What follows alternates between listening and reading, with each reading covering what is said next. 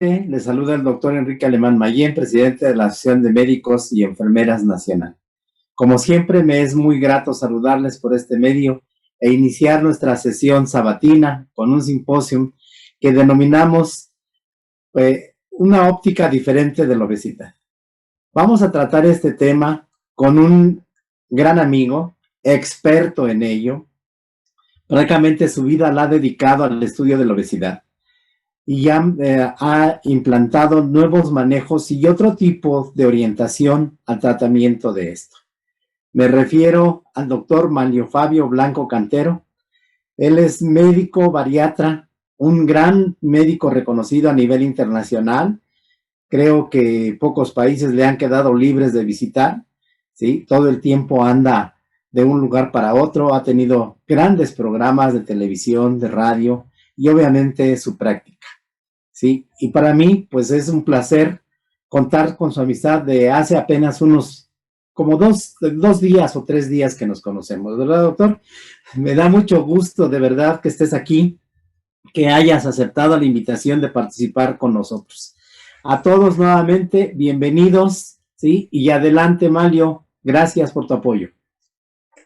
Yo te agradezco muchísimo, amigo reconocido y prestigiado médico de familia, el doctor Enrique Alemán Mayén. Para mí es un gusto poder participar con ustedes, sobre todo un tema efectivamente que le hemos dedicado más o menos ya algunos añitos de vida a este punto.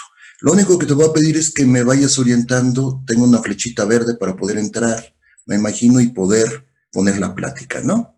Ok, Sí, parece ser que ya está ahí. Ahora, ¿qué más hago? compartir pantalla y ya inicias tu charla. Ok, vuelvo a poner la flechita verde.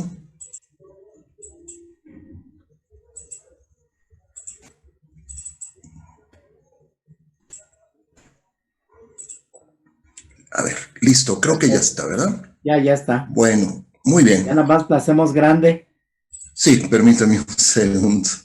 Muy bien. Ok, aquí estamos ya. Voy a permitirme, aparte de agradecer nuevamente a mi querido amigo, el doctor Enrique Alemán Mayén, compañero ya de muchas otras batallas en otras áreas de la medicina. Y bueno, me presento, soy Manlio Fabio Blanco Cantero. Efectivamente trabajo en el mundo de la academia y parte de mi tiempo lo dedicamos a la clínica. Soy director del Instituto de Ciencia y Salud de México y presidente del claustro de profesores de bariatría clínica. Hoy queremos hacer una propuesta diferente para el abordaje del paciente con obesidad.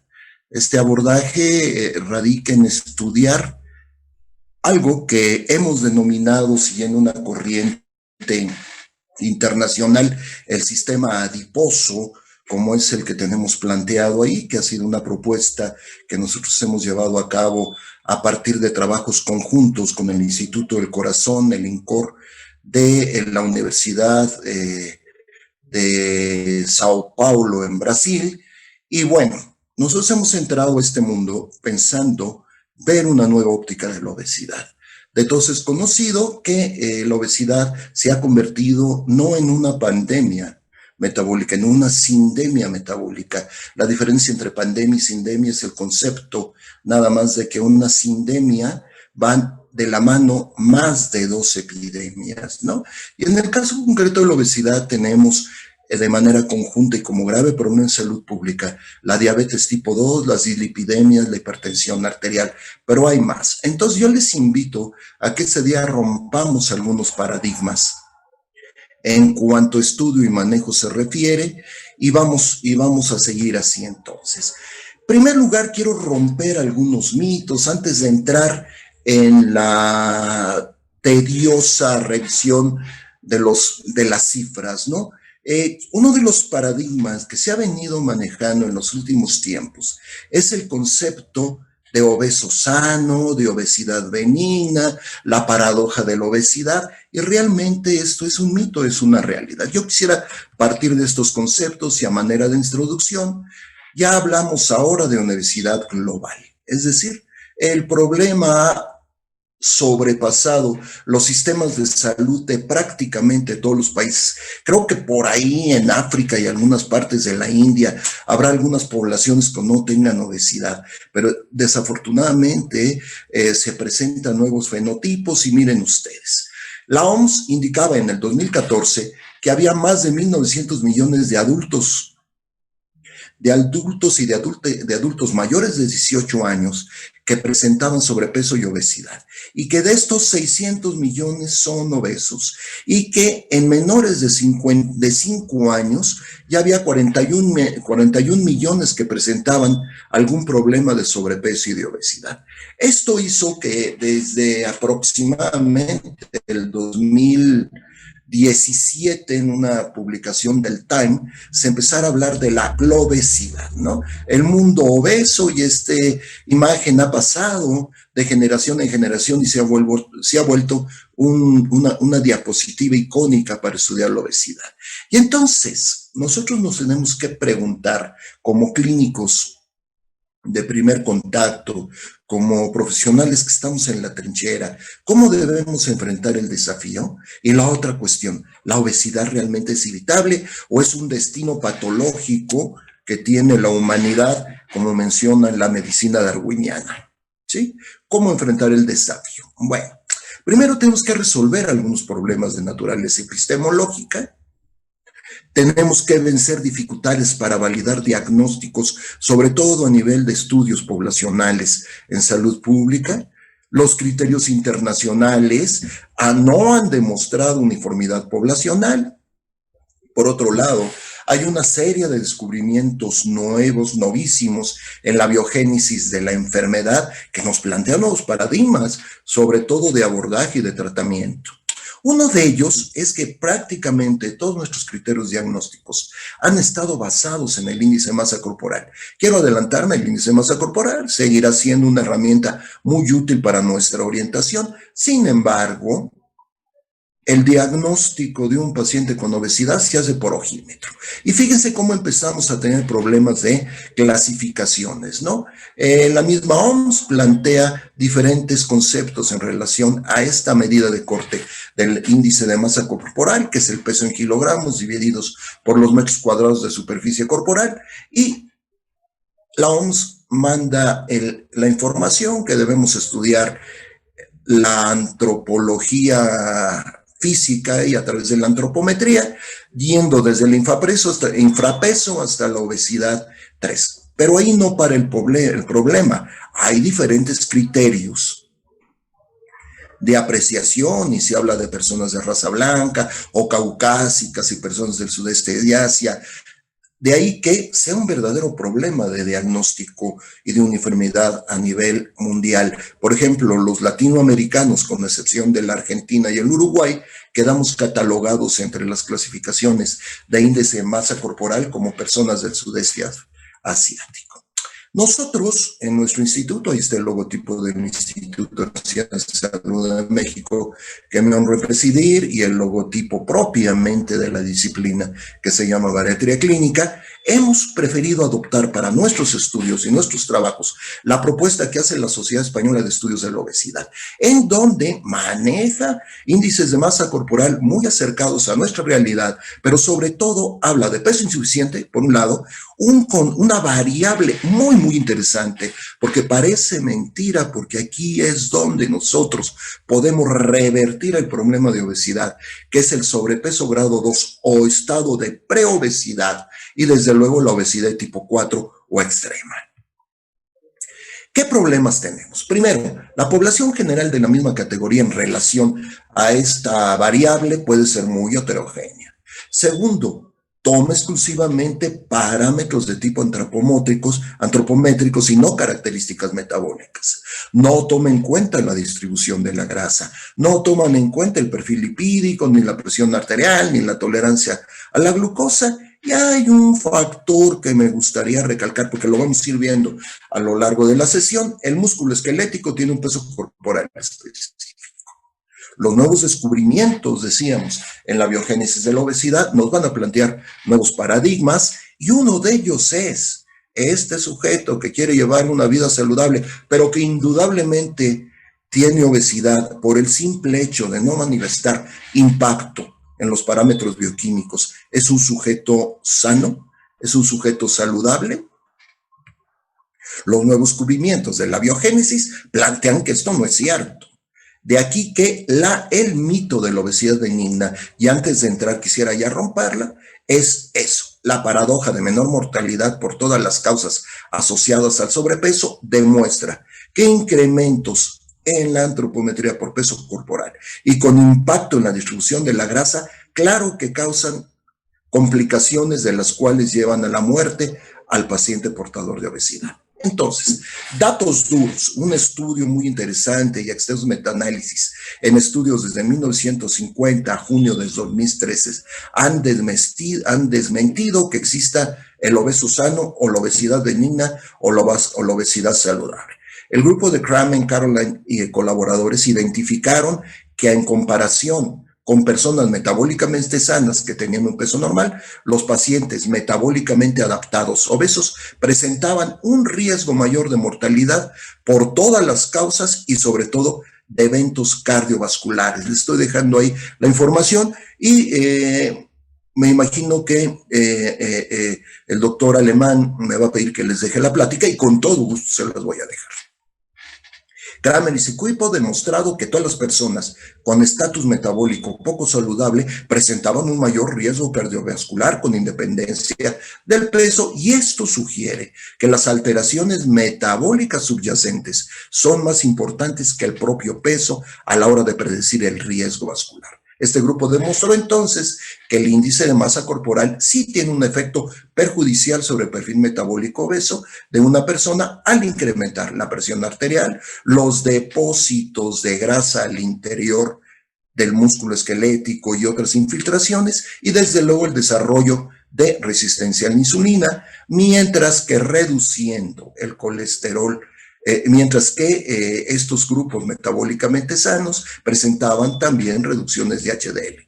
En ausencia de alteraciones metabólicas, entonces, una persona obesa con un índice de masa corporal a partir de 30 kilogramos por metro cuadrado de superficie corporal puede tener como riesgo un 24% de riesgo emergente de sufrir un evento cardiovascular.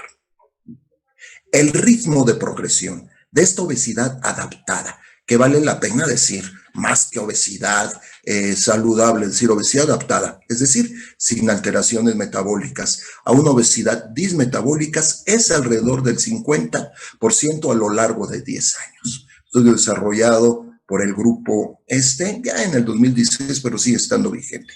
Esto nos plantea dos paradigmas. Esto obligaría a combatir el incremento del peso corporal determinante del sobrepeso y la obesidad, desde luego. Y la otra, la obesidad benigna, no existe, y el obeso sano no existe. Entonces, nosotros en la clínica, ante tanta información, y la verdad, vale la pena decir que la mayoría de los avances no lo debemos a los estudios propiamente médicos, sino a estudios desarrollados en la biología molecular, nos obligan a preguntarnos qué está pasando y qué tenemos que hacer. Nuestro principal enemigo es el concepto, compañeros, porque el paciente o el consultante que acude con nosotros para mejorar su estado de salud afectado por la obesidad trae un pleito permanente con la báscula, siendo que el peso corporal per se no nos va a orientar más allá de determinar que antropométricamente el sujeto tiene un fenotipo de obeso o no lo tiene. El problema se radica en la masa total adipositaria y en el comportamiento metabólico de la misma. Entonces, nosotros hablamos de cambios de obesidad adaptada. ¿Adaptada a qué? Al estatus metabólico contra obesidad saludable. Entonces, la obesidad saludable es un concepto inaceptable. ¿Y por qué no mejor a partir de ese momento en nuestra clínica diaria hablamos en nuestros diagnósticos de obesos adaptados? ¿Adaptados a quién? Adaptación al medio. Es decir, ¿y qué quiere decir adaptación al medio? Es una reacción o serie de reacciones para mantener el equilibrio de un sistema biológico, social o cultural con el fin de obtener mejor supervivencia de ese sistema. Esto ha hecho a partir de una combinación de trabajos, tanto con la biología molecular, por un lado. Por otro lado, con una serie de lo que se ha dado en llamar la epidemiología reversa, y el otro, propiamente, la biología molecular, nos obliga a pensar en que nuestras definiciones en la clínica, más que basarnos en la talla y el peso, es bajarnos en cómo está afectando esa distribución de la masa grasa al paciente portador de obesidad. Primero, partiríamos a ver conceptos y definiciones que han sido modificados con el largo del tiempo. Ya en el 97 la OMS le dio el estatus de enfermedad y decía que la obesidad es una enfermedad crónica multifactorial producida por la interacción de factores genéticos y ambientales que llevan a un aumento anormal del tejido adiposo, provocando daños en la salud. Esto fue un avance bien interesante, compañeros médicos y compañeras enfermeras, o compañeras enfermeras y compañeros médicos, porque en ningún momento en estas definiciones se habla que el problema central de la obesidad sea el aumento del apetito o el consumir mucho. Es un dato que yo quiero que después lo llevemos al debate. Segundo, vean ustedes que llevan un aumento normal del tejido adiposo provocando daños en la salud, es decir, este concepto de adiposidad. El grado de exceso y la distribución de la masa grasa están asociados al aumento de las comorbilidades. Y así tenemos que el problema central radica en la presentación del aumento del tamaño de células adiposas y o un excesivo número de adipocitos que condicionan el equilibrio hemostático en algunos órganos como respuesta a una sobrecarga energética. Es decir, conceptos actuales nos hablan que aquellas definiciones y clasificaciones de obesidad hipertrófica y obesidad hiperplástica han sido modificados. El aumento del tamaño de la célula adiposa o hipertrofia, que antes lo catalogábamos como exclusiva de la obesidad del adulto, versus el aumento del número de adipocitos, obesidad hiperplástica, que era característico supuestamente de la edad infanto-adolescente, ha pasado a un segundo término, ya que al provocarse obesidad dismetabólica, se produce una hiperplasia funcional de las formas celulares que componen el tejido adiposo. Esto es, el adipocito hipertrófico condiciona señales para que otras formas como el preadipocito y el adipocito inmaduro tengan las mismas características fenotípicas del adipocito hipertrófico, causando daños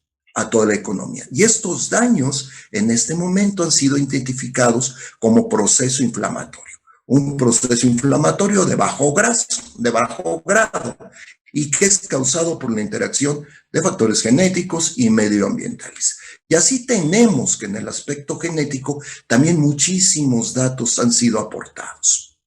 Fue muy interesante cuando se describe el geno B, muy interesante, y que el geno B estaba relacionado directamente con la producción de leptina, y la leptina era la condicionante de obesidad, y ya tenemos el problema genético de la transmisión de padre y madre hacia el niño a través del geno B. Pues no, fíjense ustedes que hay unas nuevas variaciones cromosómicas que causan obesidad. Hoy hay más de 600 genes implicados en la obesidad, que las condiciones de naturaleza epigenética como obesidad materna, diabetes materna, tabaquismo, malnutrición intrauterina predisponen al aumento de grasa a desarrollarse en la infantoadolescencia. Y por otro lado, el retiro temprano de la lactancia materna y la introducción de una dieta alta en hidratos de carbono predisponen a la señalización de aumento de grasa en niños. Y así tenemos que ya no es raro, muchachos, encontrar fenotipos de estos en esta época, cuando hacia 1990 todavía no los veíamos. Es una foto real tomada de un paciente en el estado de Veracruz que acude a Puerto de Veracruz concretamente, que acude a consulta. Además, este muchacho llegó por depresión. Entonces, ya desde la década de los 50, Jean Barré, un antropólogo, había sido un punto de referencia para la clasificación de la obesidad antropométrica, y él acertó a decir que había dos tipos de obesidad, el androide y la ginoide, en dependencia de dónde se localizaba el aumento de la masa grasa. Sin embargo, en este momento, y muy adaptado a lo que hacemos nosotros en el manejo y control de la obesidad, existen nuevos criterios de clasificación. Es decir, aquellos que tienen que ver con los subtipos metabólicos de la obesidad. Nosotros hicimos esta propuesta y mejoramos esta propuesta en el 2013 y la presentamos en un foro internacional de la Sociedad Latinoamericana de Aterosclerosis, en donde decíamos que había obesidad metabólica desadaptada, que había pacientes obesos metabólicamente adaptados y que del 100% solamente un 25% de pacientes obesos eran metabólicamente adaptados, pero algo muy interesante, que había pacientes que tenían normopeso, pero que eran metabólicamente obesos, y aún más, hay el fenotipo del paciente delgado metabólicamente obeso. Esto paradigma fue tomado muy en serio y hemos podido desarrollar trabajos en diferentes partes de Latinoamérica, de España y de Portugal con este concepto, y ha sido asombroso lo que hemos encontrado, que es determinante para el tipo de manejo que vamos a establecer. Y fíjense ustedes, parámetros de investigación bibliográfica, vimos que en el 89 nuestros pacientes controles versus aquellos pacientes que tenían obesidad femoroglútea versus aquellos que eran androides, había cambios notables desde la concentración plasmática de ácidos grasos, ¿no? En donde mayormente en los controles habían estos milimoles, velocidad del recambio plasmático de ácidos grasos, producción hepática de glucosa, y aquí se basaron muchos datos para decir, a ver, el obeso en el devenir de su historia tiene mecanismos de adaptación que le van a permitir tener una homeostasis basal y no progresar a tener los cambios que van a llevar a la muerte de los pacientes.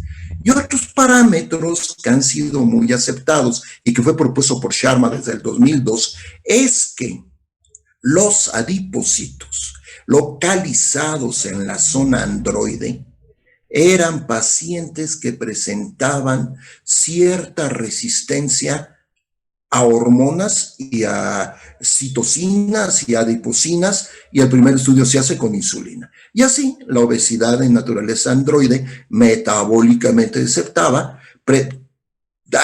presentaba adipocitos que presentaban resistencia a la insulina y que la ginoide presentaban menor cantidad de estos. Con el paso del tiempo se fueron aseverando, este es un estudio muy interesante, donde no solamente se relacionaban estos puntos, sino se relacionaba el impacto que estas clasificaciones tenían sobre las complicaciones, las más importantes de naturaleza cardiovascular o cardiometabólica, y que en el esquema, ahí están. Les ofrezco una disculpa porque no sé por qué luego las diapositivas juegan conmigo en los colores. Este cuadro dice ácidos grasos libres, insulinoresistencia y adipoquinas. Me adelanto.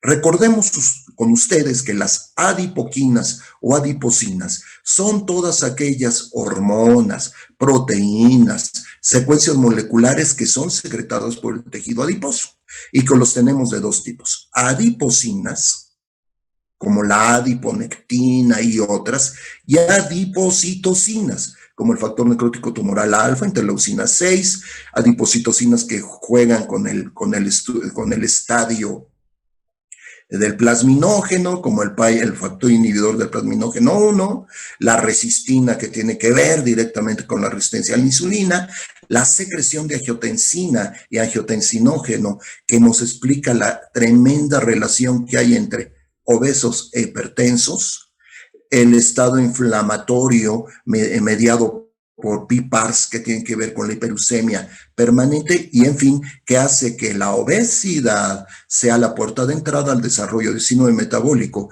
y posteriormente enfermedad cardiovascular, o bien que la obesidad, como ha sido demostrado, es un factor de riesgo emergente para el desarrollo de enfermedad coronaria. Y surge aquí, hablando de homeostasis desadaptada, una pregunta. ¿Todas las obesidades incrementan el riesgo de morbimortalidad? Veamos. un estudio muy amplio demostró que los pacientes, aunque estuvieran metabólicamente adaptados, tenían cierto grado de riesgo y que obviamente los desadaptados tenían más. En ese estudio famoso de las enfermeras, en un estudio en menores de 20 años, se estudiaron a 5,440 personas y se obtuvieron estos resultados. Fíjense qué interesante, ¿eh? El sobrepeso, todavía con adaptación, tenía predisposición a mayores datos. Y el obeso permanente ya había desarrollado la enfermedad. Entonces, ¿en qué quedamos? Que sería el obeso metabólicamente adaptado a manera de definición. Es todo aquel paciente portador de obesidad que tiene un índice de masa corporal siguiendo los parámetros antropométricos mayor o igual a 30 kilogramos por metro cuadrado, que no presenta enfermedades metabólicas típicamente asociadas a la obesidad, como hipertensión arterial, diabetes, dislipidemia y parámetros de inflamación. Aquí no quiero que nos perdamos porque al rato vamos a ver que el paciente con obesidad se empieza a inflamar. Nada más que el problema no es la inflamación como tal, sino es la falta de control de la misma. Y se caracteriza por tener una sensibilidad a la insulina conservada y un perfil lipídico favorable. ¿Por qué el obeso en estas condiciones puede adaptarse? Explicaciones. Mayor capacidad de expansión del tejido adiposo, es decir, mayor capacidad de mantener en su interior triglicéridos, menor cantidad de tejido adiposo alrededor de las vísceras, mayor producción de adiponectina, una de las pocas secreciones del adipocito que nos permite estar homeostáticamente adaptados y estables, menor inflamación del tejido adiposo, mayor capacidad de oxidación de los ácidos grasos, algo muy interesante. Esto se viene planteando desde el 2008, tuvimos la oportunidad de estar ahí en el 10º Congreso Internacional de Obesidad, y la presencia de masa magra funcional y de actividad física como su consecuencia es la mejor explicación para todo esto. Y así tenemos, muchachos, que esta presentación en donde el paciente obeso está homeostáticamente adaptado, todo va muy bien, hasta que hay algo muy interesante que se le ha llamado inductores antropógenos inorgánicos. Es decir, todo elemento producido por el hombre que cambia, y esto también se le llaman disruptores endócrinos. Este primer golpe y ese estadio condiciona que el estrés oxidativo en el que estamos todos no pueda ser controlado y debuta la resistencia a la insulina y la metainflamación. Esto en conjunto nos lleva a un estadio de dismetabolismo y el paciente adaptado, portador de obesidad, que era homeostáticamente estable, pasa a un estado de alostasis, que es la antítesis de la homeostasis, de manera crónica, y que surge el mantenimiento ya de la enfermedad como un proceso con daño de naturaleza inflamatoria y que afecta prácticamente a toda la economía. Entonces, existe una nueva relación y se ha establecido una nueva relación entre una serie de conceptos y de problemas que tienen que ver con la dismetabolia. Y estos son de la obesidad dismetabólica al establecimiento de un estadio molecular de noxas que se llama lipotoxicidad y glucotoxicidad, el desarrollo de metainflamación crónica de bajo gasto pero sumamente agresiva y el establecimiento de cambios en los receptores de insulina prácticamente en el postreceptor para establecer un estado de resistencia a la insulina que se va a expresar clínicamente con todas las manifestaciones del síndrome metabólico. Es muy interesante, y voy a meter una variable, que aparte del tejido adiposo, el médico que estudia obesidad estudie el hígado. Es decir, hay elementos básicos para tratar de analizar lo que está pasando en el paciente con obesidad, y que no solamente es el aumento de la masa grasa, sino es todo lo que tiene que ver con el metabolismo intermedio y todos los órganos que participan en él. Y así tenemos que uno de los más importantes es el hígado, ya que el hígado es el otro órgano que puede exportar ácidos grasos, pero no lo hace como ácidos grasos libres, sino en forma de triglicéridos que salen a la circulación con las lipoproteínas. Esto, con el aumento de ingestión excesiva de calorías y el aumento de depósitos de ácidos grasos, van a dar una vuelta metabólica y van a hacer que el adipocito se va cargando, va creciendo hasta el límite de expansión adipositaria.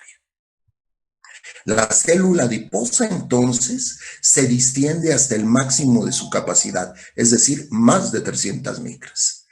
Ante esto hay una reacción por parte molecular, molecular subcelular y celular y después tisular ante el exceso de triglicéridos. Los adipocitos sobredistendidos presentan muchos cambios funcionales, entre ellos se hace resistente a la insulina y es muy importante enfatizar que la causa más frecuente de todas las entidades que condicionan aumento de la resistencia a la insulina es la obesidad.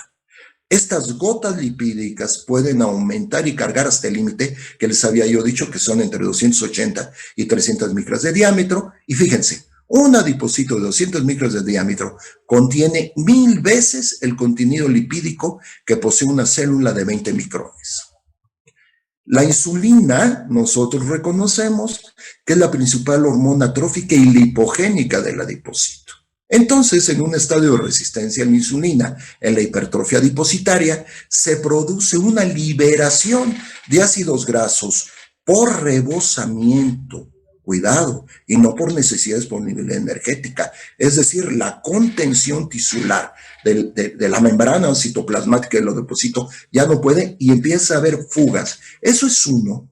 Y el otro es que hay compresión del vaso sanguíneo, del vaso sanguíneo que está en el tejido adiposo, entre adipocito hipertrófico y adipocito hipertrófico, condicionando un estadio, compañeros, de hipoxia y causando estrés mitocondrial y estrés del retículo endotelio. Pero esto es datos de biología molecular que ya habrá otra oportunidad de que hablemos si es que el profesor Enrique Alemán decide volverlo a invitar, claro, si ustedes lo aceptan.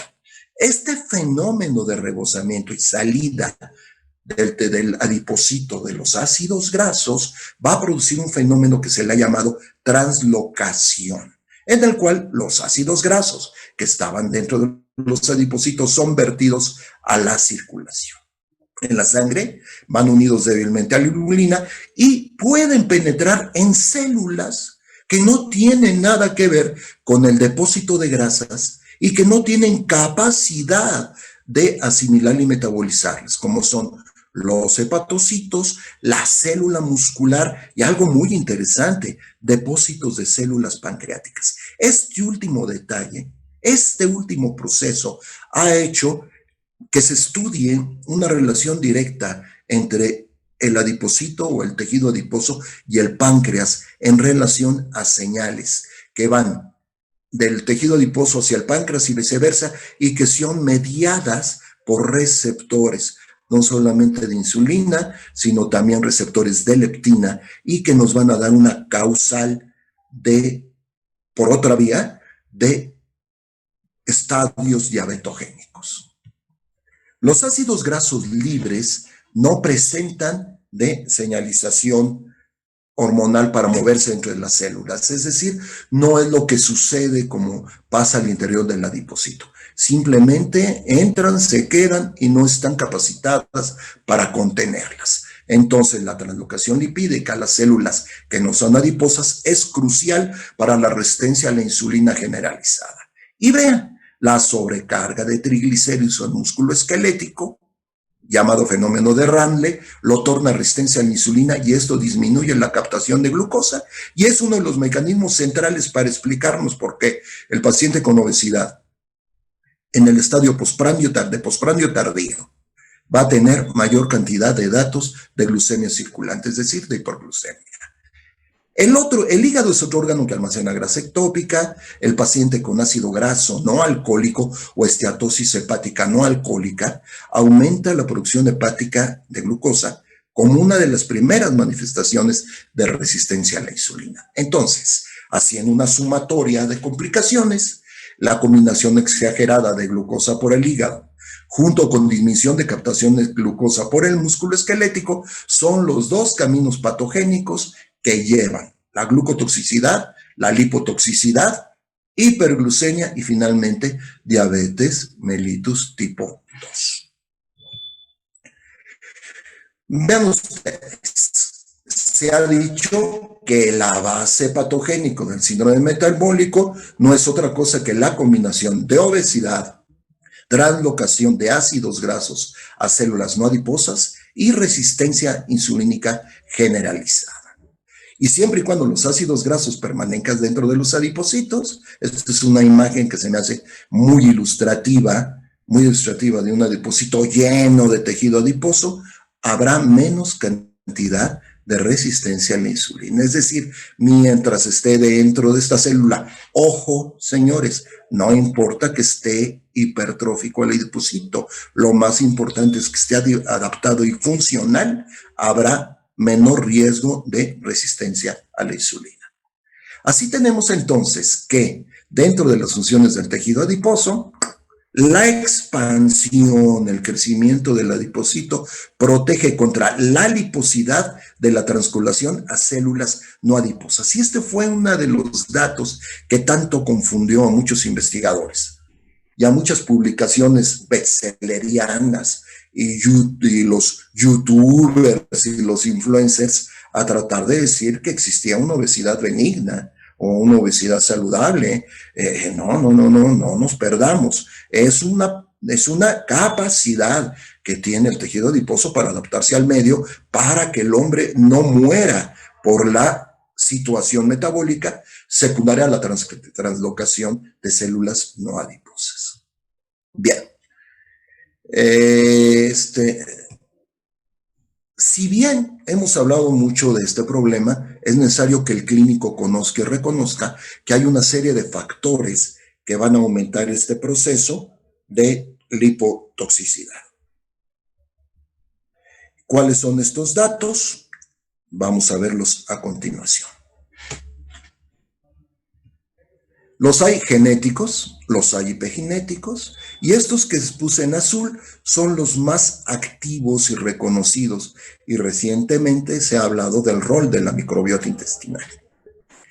La actividad mitocondrial, el tipo de adipocito, los nuevos conceptos de tipos de adipocitos que están a partir del patrón de diferencia del mismo, la inflamación del tejido adiposo y la secreción del efecto de las adipocinas son elementos sumamente interesantes en el análisis de la lipotoxicidad.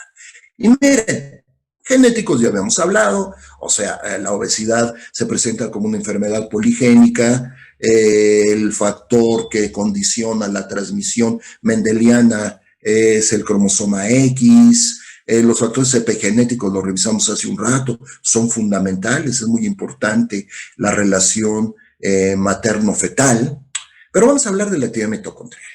Déjenme decirles, me voy a adelantar algunas de las diapositivas, que la obesidad es en este concepto, desde las nuevas clasificaciones moleculares de las enfermedades, es una enfermedad de naturaleza mitocondrial. Ya que se ha visto que la actividad mitocondrial influye definitivamente en la progresión de la enfermedad, en las complicaciones metabólicas de la misma. ¿Por qué? Porque existe disminución de la oxidación mitocondrial, especialmente en el músculo esquelético. Y vamos a recordar que la oxidación mitocondrial se basa exactamente en el proceso de oxidar ácidos grasos libres a través de la ruta metabólica de la beta-oxidación, que se da en todas las mitocondrias, pero energéticamente se da en el músculo esquelético y en el hígado, y que depende directamente de la estabilidad entre la membrana mitocondrial y la matriz mitocondrial, que depende de un elemento nutrimental que se llama L-carnitina. La disminución de los ácidos grasos en las mitocondrias favorece su acumulación dentro de la célula, causando o agravando la resistencia a la insulina. Estos datos son muy interesantes, muchachos. ¿Por qué? Porque estos cambios metabólicos se presentan también en el cronoenvejecimiento y en pacientes altamente sedentarios. De aquí que yo recuerdo un concepto que decían que la obesidad es un estado molecular de envejecimiento acelerado.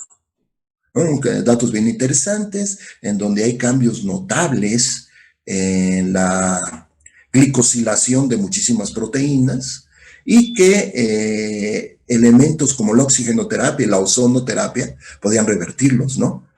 Pero vaya, se ha observado que el ejercicio mejora esta situación.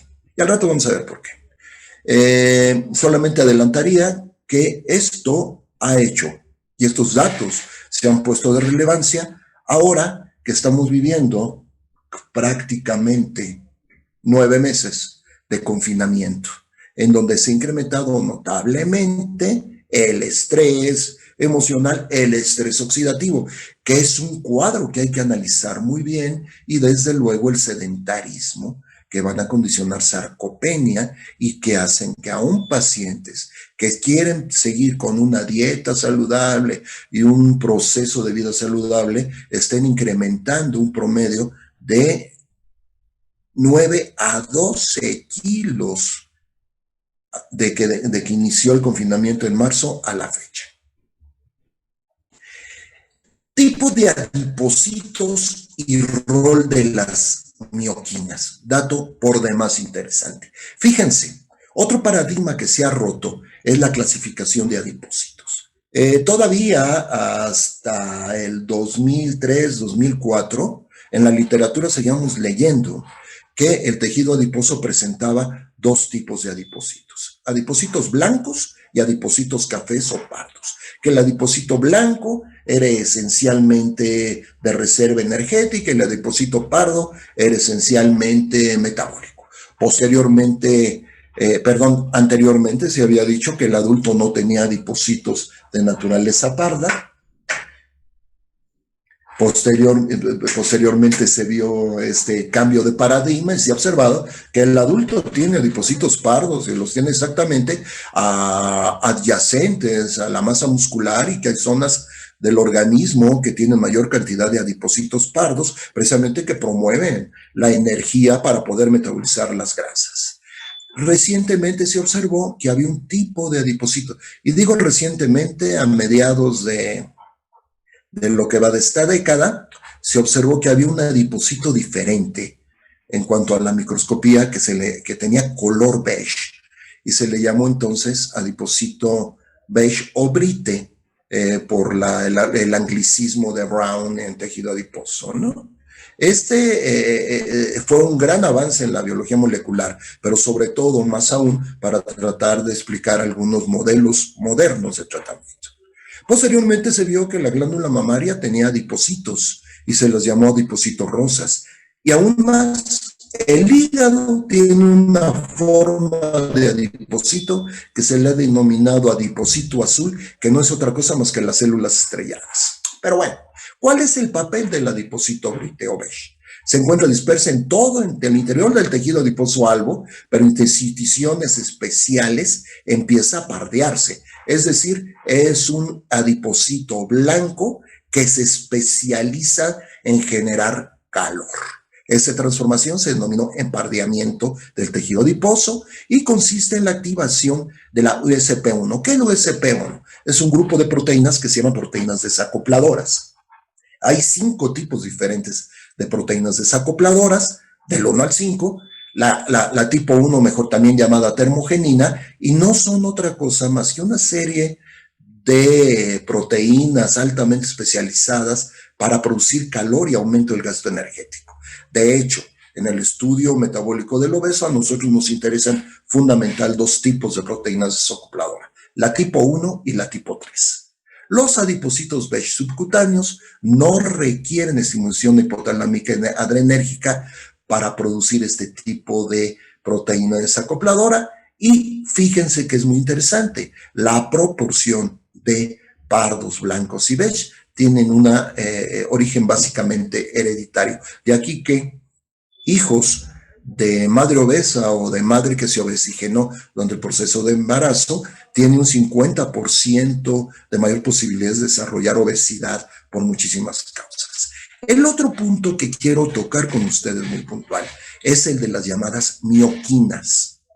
Aquí sí se usa el término tal mioquina y no miocina para no confundirse con la actina y la miocina, que fueron de las primeras moléculas que se describieron en el trabajo funcional del tejido muscular.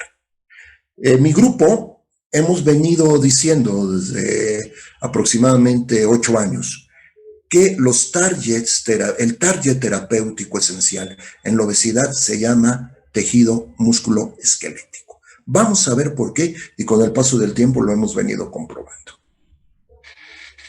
Rápidamente, un recordatorio: la fibra muscular tiene esencialmente una serie de células que son metabólicamente necesarísimas, ¿no? Las células en Z, precisamente los que activan los puentes de miocina y de actina, y desde luego el sarcómero, porque el obeso cursa con una entidad que se llama sarcopenia. Y la sarcopenia no es otra cosa más que la infiltración de grasas y ácidos grasos en el tejido muscular. Ahora, recientemente se evidenció que había 2 mioquinas y un factor de crecimiento fibroblástico que era capaz de aumentar el empardeamiento. ¿Se acuerdan que el empardeamiento era la transformación del adipocito albo en adipocito pardo? Y la actividad de las mismas células pardas. Recordemos nuevamente que la actividad del adipocito pardo es producir termogenina, producir calor para mejorar el gasto energético. Y miren qué interesante. Una de las primeras mioquinas estudiadas y que se evidenció su existencia se le llama iricina. Esta proteína es producida en músculo esquelético durante el ejercicio prolongado, pero no solamente en la actividad, sino en el tiempo de hacerlo. Activa una serie de cadenas metabólicas que tienen este nombre y de proteínas quinasas P en las células adiposas, ya que pertenecen a un grupo de familias moleculares que son altamente energéticas.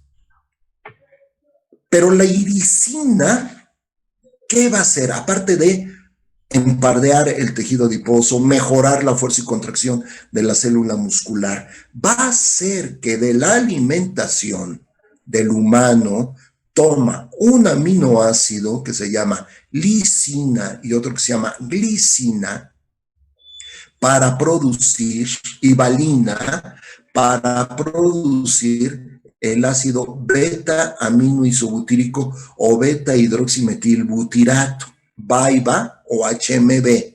Este es un derivado de los aminoácidos lisina, glicina, pero sobre todo valina, que es producido por el músculo esquelético en respuesta al ejercicio. Los dos, la iricina y este grupo, aumenta el empardeamiento con disminución del peso corporal, la resistencia a la insulina y algo bien interesante, la esteatosis hepática.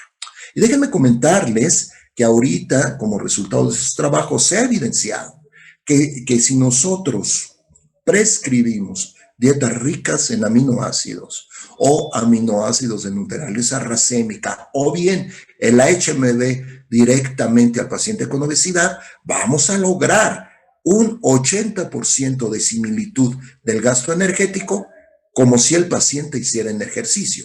Obviamente la combinación de la suministración de estos elementos más el ejercicio físico me va a garantizar un gasto energético bastante elevado.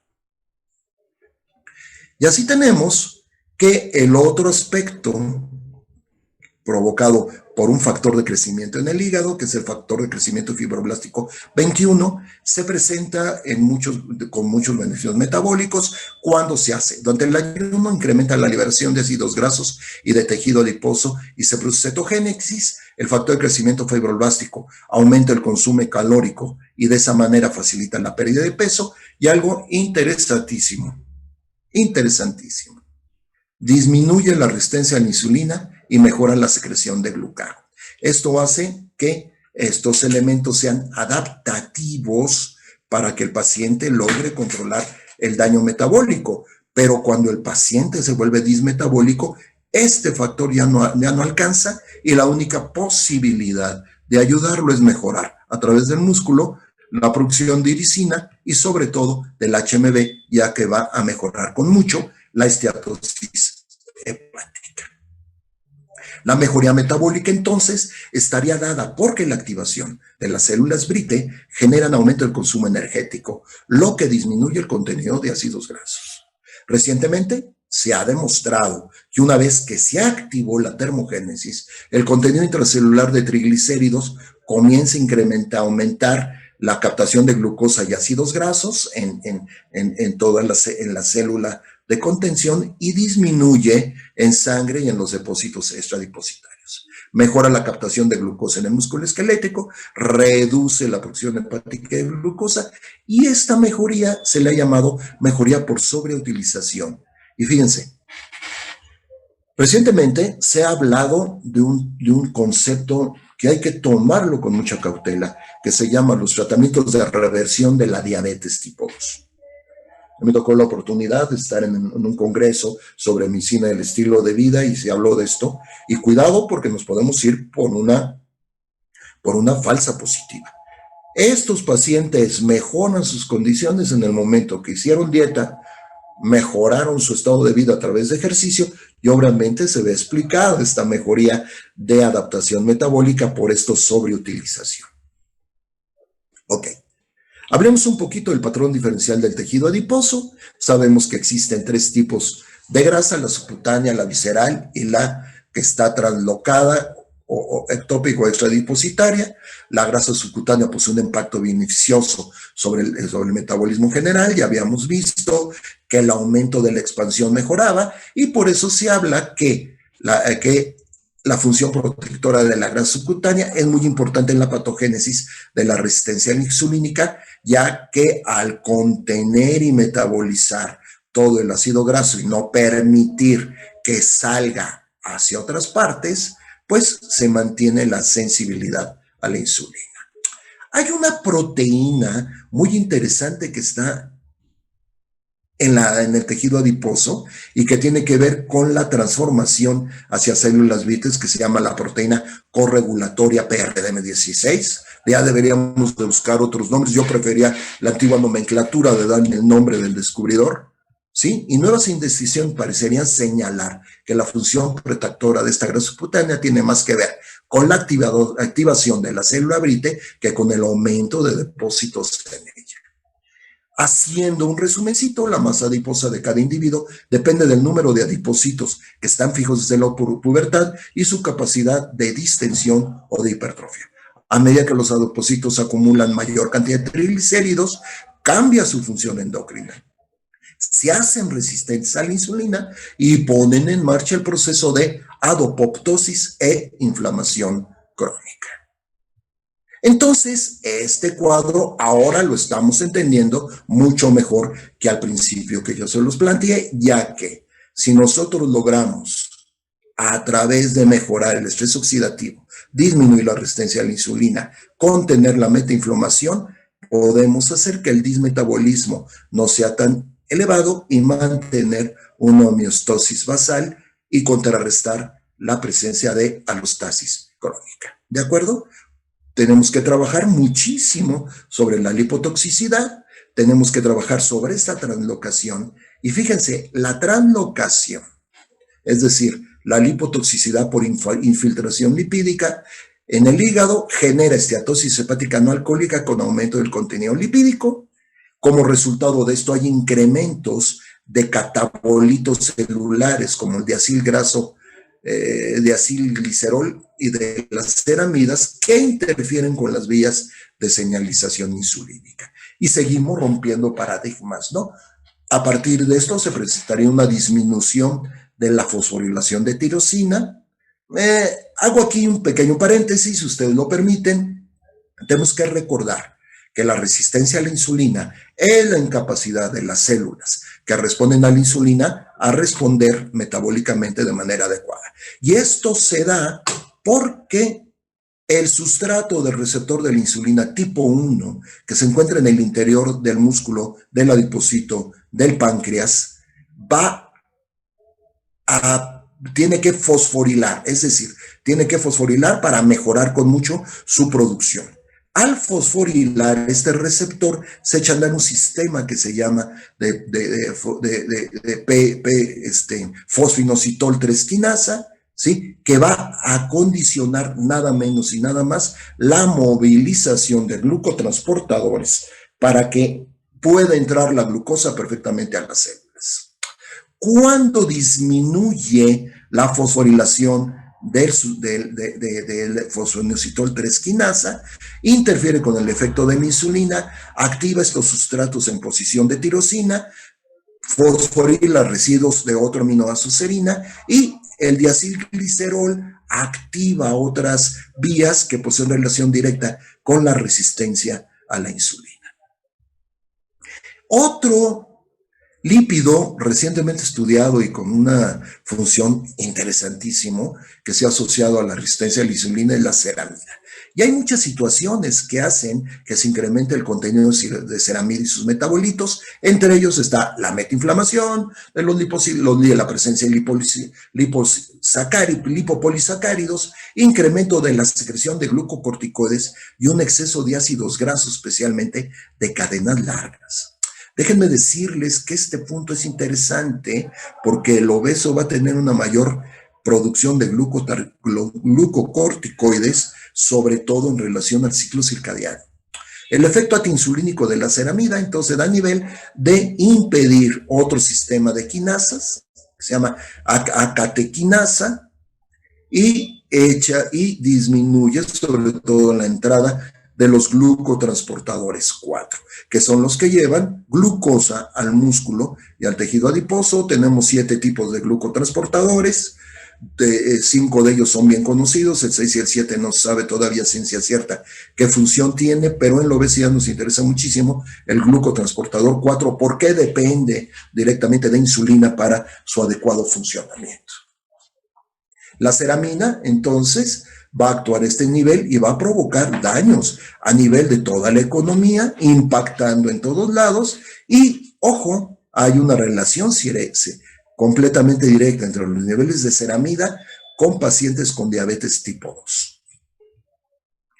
En la apoptosis existe hipertrofia de adipocitos que por mecanismos diversos no son conocidos que se disparan. La desintegración a través de esto produce una adipocitosis crónica que echa a andar la presencia de macrófagos, provocando inflamación local y posteriormente sistémica.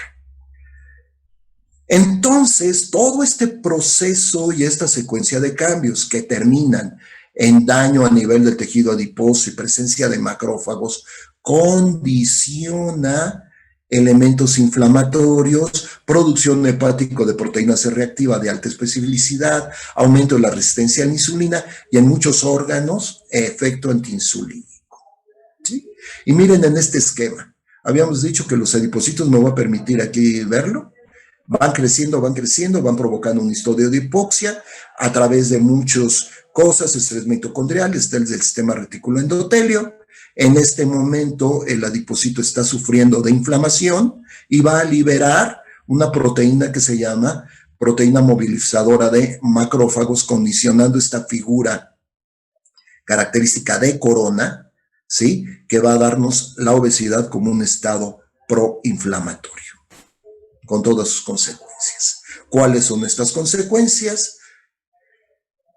Resistencia a la insulina, baja de la adiponectina y esta proteína que tiene acción hormonal es la única que puede evitar que la obesidad metabólica se convierta en obesidad metabólica y que aún el músculo pueda mejorar con mucho el aumento del consumo calórico. Ok, los efectos de la adiponectina son muchísimos, múltiples y sistémicos.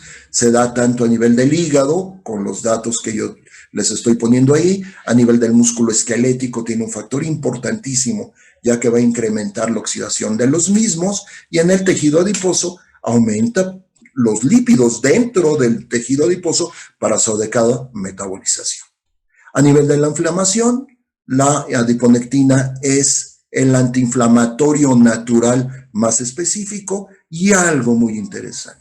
La adiponectina mejora la secreción de insulina en las células beta, disminuye su apoptosis y mantiene su masa y la función probablemente causando disminución de la ceramida. De aquí que este último esfingolípido sea tan importante en el conocimiento de la obesidad.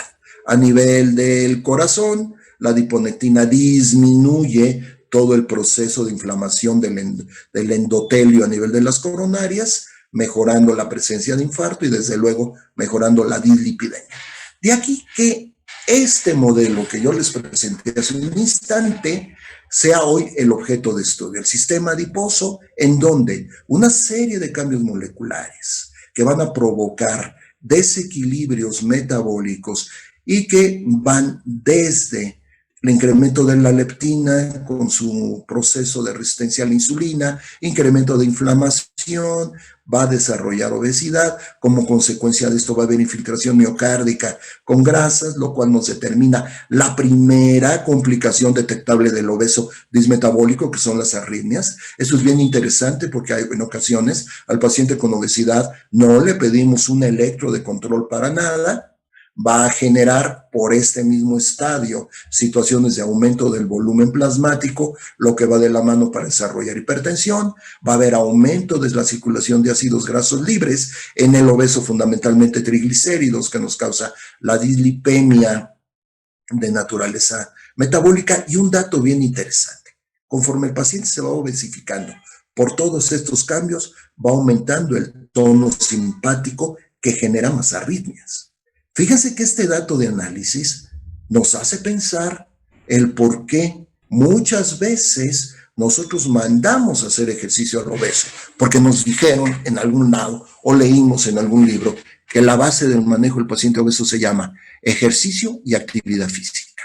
Perdón, ejercicio y dieta. Y resulta que el paciente se pone a hacer dietas erróneas, se pone a hacer ejercicios no bien controlados, inicia el viernes, sábado y el domingo por la noche o lunes en la madrugada los estamos recibiendo en los servicios de urgencias, ya sea con arritmias descontroladas, debutando como hipertensos o bien con infarto al miocardio. En fin, este cuadro, compañeros, que me interesa mucho que lo sigamos analizando posteriormente, les va a ser de mucha utilidad en la práctica clínica, ¿de acuerdo? Pero esto en su conjunto, esto último, en este momento nos ha evidenciado otros problemas sistémicos. La presencia de infiltración lipídica en el músculo que nos causa sarcopenia. Infiltración lipídica en el hígado que nos causa esteatosis hepática no alcohólica y desde luego infiltración lipídica en páncreas fundamentalmente a partir de ceramidas. ¿Ok? Bien, hago una consulta a nuestro coordinador, el doctor Enrique Alemán. ¿Proseguimos o nos damos unos 5 minutos de receso, Enrique? Si quieres, toma agüita, pero síguele. Sigo, entonces ustedes me permiten, voy a darle un trago aquí a una tacita de café. A su salud. Seguimos entonces. Como ustedes ven, compañeros, el estudio del adipocito es fantástico y empieza a abrirnos muchísimos caminos, inclusive para explicarnos la génesis de otras enfermedades llamadas ahora crónicas degenerativas asociadas a la nutrición. Esto nos lleva a otros cambios que se han determinado, aparte de estos metabólicos, que tienen que ver con la neurotransmisión de señales, fundamentalmente de naturaleza de control hipotalámico, que nos va a determinar incremento en el apetito, porque inclusive tenemos momentos en que deseamos comer dulce o deseamos tomar proteínas o deseamos comer grasas, y definitivamente la interacción con otras partes de la economía. Y en esta segunda parte de la plática vamos a llamarle paradigmas de la neurotransmisión y la obesidad. ¿Sí? Entonces, la integración de todas las señales, tanto metabólicas como no como simplemente señales neuropeptídicas, se va a dar en el hipotálamo. A partir del tejido adiposo, va a haber cambios muy interesantes a partir de la célula muscular y pancreática, muy interesante, y aquí nuevamente el rol de la microbiota vuelve a entrar en esta señalización, y desde luego la integración de mensajes de naturaleza sociocultural. Y nuevamente volvemos a decir, el estudio de los cambios que ha pasado en este confinamiento por la pandemia de COVID-19 nos ha hecho retomar y tratar de entender y volver a un viejo principio. Y digo viejo principio porque data desde tiempo de Hipócrates, ¿no? Pero allá en algunos ayeres, junto con el profesor Enrique Alemán Mayén, recuerdo en Palacio de Medicina, nosotros empezamos a trabajar sobre la visión holística de la medicina, sobre todo el paciente en el contacto primario, que va mucho más allá de cuestiones de naturaleza filosófica, porque el holismo luego lo relacionamos eminentemente con cuestiones de disciplina oriental, el yoga, la alimentación tántrica, etcétera. No, holístico se refiere a integralidad. Y bueno, fíjese un dato interesante que nos da la medicina darwiniana. La medicina darwiniana o medicina evolutiva es una disciplina muy desarrollada en España. El profesor Campillo, Álvarez Campillo, ha trabajado mucho en esto, que dice que nos hemos ido adaptando al medio y que nuestro organismo va funcionando. Sin embargo, yo quiero ahorita señalizar algo sobre la neurotransmisión del control del apetito, que es uno de los datos interesantísimos para poder entender qué está pasando con el obeso. Y miren, mientras lo pongo entrecomillado porque lo tomé de un texto, mientras dormía en nuestro pasado el Homo sapiens, soñó la realidad del mundo, ¿no? En esta evolución. Pero la verdad la soñó, se levantó, la pensó y la llevó a cabo los cambios mientras comía. Dato muy interesante.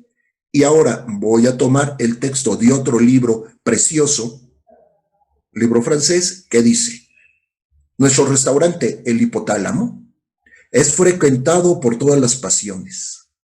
Es el lugar donde todo se mezcla, todo se confronta, todo se enfrenta, todo se alía. El sexo, la temperatura, la violencia, el hambre y la saciedad, la sed y el placer y el sufrimiento están hospedados en este estrecho lugar del cerebro, cuya extensión ni siquiera es del tamaño de una uña.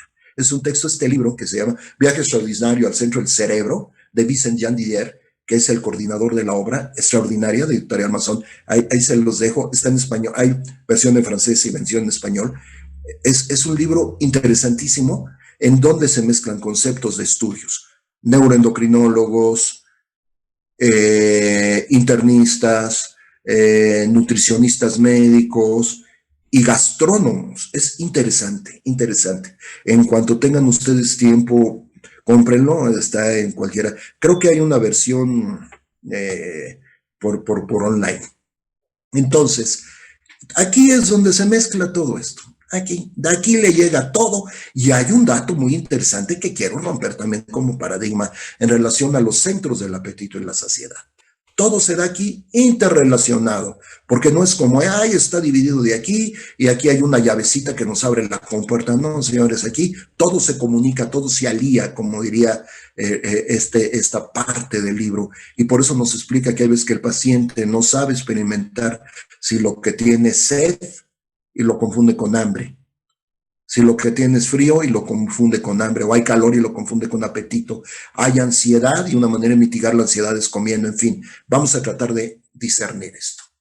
Bien, nosotros sabemos que en la evolución del Homo sapiens, la vesícula primaria se desarrolló el prosencéfalo, la secundaria el diencéfalo, y ya finalmente el encéfalo desarrollado dio origen a las estructuras muy bien diferenciadas del tálamo y el subtálamo. Esto está ubicado aquí, donde ya habíamos dicho, y sobre todo lo que más he estudiado es el hipotálamo, en donde se ha encontrado que hay 4 grandes regiones, dentro de las cuales 2 son sumamente importantes, la lateral y la ventromedial, para reconocer algunas situaciones del comportamiento alimentario. Bueno, el esquema normal del comportamiento alimentario en sujetos no obesos y en sujetos obesos era que, bueno, pues tengo hambre, tengo necesidad de comer, voy a comer. Se dio un gran avance al tratar de señalizar que había una representación a nivel del núcleo arcuato, básicamente en el hipotálamo, en donde se identifican señales de necesidad energética mediadas por la leptina, posteriormente la insulina, y se empezaron a ver una cascada de estudios moleculares en el control del apetito, que esto amerita per se un curso exclusivamente de control del apetito. Y entonces, recientemente se vio la importancia de las influencias sociales, culturales y genéticas, pero sobre todo estas últimas. Y déjenme decirles que el humano consume y come solo lo que conoce. Le cuesta mucho trabajo comer lo que no conoce. Por otro lado, va a comer predominantemente aquello que aprendió hasta antes de los 10 años y que fue desarrollando el hábito alimentario. Después romper estos hábitos es dificilísimo. De aquí que Einstein decía que era más difícil romper un átomo que cambiar un hábito. Estas influencias sociales y culturales van a repercutir directamente en señales que llegan a la corteza cerebral y que van a modificar el comportamiento alimentario. Hoy por hoy, muchachos, la ontofagia, es decir, el consumo de insectos, que es altamente nutritivo, no es aceptado por muchísimas poblaciones por la influencia social y cultural. Sí, de hecho, el consumo de pescado no es lo que deberíamos de consumir en un país tan rico en costas como es el nuestro, porque mucha gente solamente come pescado en Semana Santa y en Navidad. Se observó que aparte había un centro estimulante que tenía el control de la ingesta y un centro inhibidor que contiene el control de la saciedad. Y hasta aquí todo iba siendo regularmente explicado hasta que llegó el mejor conocimiento de lo que acabamos de ver, que es el tejido adiposo, que condiciona algo llamado punto de ajuste adipositario, que está basado en la masa adipositaria, como ya lo vimos, y en su distribución y en la secreción de citocinas. Este centro adipositario definitivamente va a mandar señales al centro de la ingesta, que a su vez magnifican la señal, llega a la corteza y se empieza a comer. Pero también se vio que había otros centros más relacionados con el tracto neurodigestivo que llegaban señales al centro de la saciedad, que junto con influencias adrenérgicas y definitivamente ante presencia de insulina y glucosa, mandaban señales a la corteza para modificar el control alimentario. Y como dirían en el rancho, agárrate, chencha, que voy a 80. Ojo con lo que ahora vamos a comentar. Decíamos que el hipotálamo, sí hay todos los centros, pero que fundamentalmente había detalles de señalización en otras partes, como era el núcleo del carto, el núcleo arcuato, la circunvolución del cíngulo, etcétera, etcétera, que se encuentra ahí, que desempeña un papel central de la ingesta del alimento y el equilibrio energético. La filmina detalla las situaciones anatómicas, pero lo fundamental es que a este nivel, las señales que recibe el núcleo arcuato activan neuronas que secretan unas moléculas que se llaman ORX, que son moléculas orexinas, que como su nombre lo indica, van a incrementar el apetito, ¿sí? Que están detalladas en neuronas que estén en el núcleo arcuato que responden al neuropéptido Y.